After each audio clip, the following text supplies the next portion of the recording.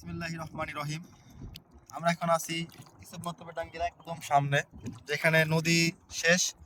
একটা সময় এই নদী অনেক দূর ছিল, আরো মিনিমাম 10 কিলোমিটার ওই পারে ছিল নদী।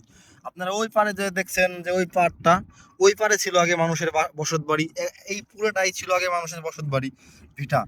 এই নদী ভাঙনের কারণে এই ভিটাগুলো এখন নদী গর্ভে বিলীন হয়ে গেছে। একটা সময় এখান দিয়ে নদী কলার বাগান ছিল, শহর থেকে অনেক লোক এখানে পর্যটন হিসেবে আসতো, এখানে নদীর কলার বাগান দেখতে, নদীর পাড়ে ঘুরতে বসতে। এমনকি শহর থেকে অনেক লোক এখানে গোসল করার জন্য আসতো। এই যে আমার কিছু ভাইরা এখানে গোসল করার জন্য আসছে, এরকম অনেক অনেক লোক এখানে গোসল করার জন্য আসতো আগে। এই নদী দিয়ে, এই নদী যখন ওই পাড়ে ছিল অনেক বড় নদী, লঞ্চ, স্টিমার, ফেরি সব কিছু এখানে চলাচল করতো, কিন্তু এখন এখানে কিছুই চলে না।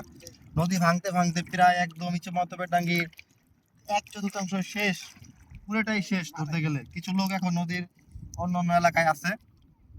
আমরা সবাই নদী ভাঙার রোধে কাজ করব, নদী ভাঙে এমন কোনো কাজ করব না, মাটি খনন করব না। আমরা সচেতন থাকবো যাতে নদী না ভাঙে, এবং ইসলাম মতলবের ডাঙ্গির জন্য আমরা দোয়া করব যাতে এই নিরীহ মানুষগুলো, এই অসহায় মানুষগুলো যাতে আর তাদের ভিটা না হারাতে হয়। সবাই আমাদের জন্য দোয়া করবেন। আল্লাহ হাফেজ।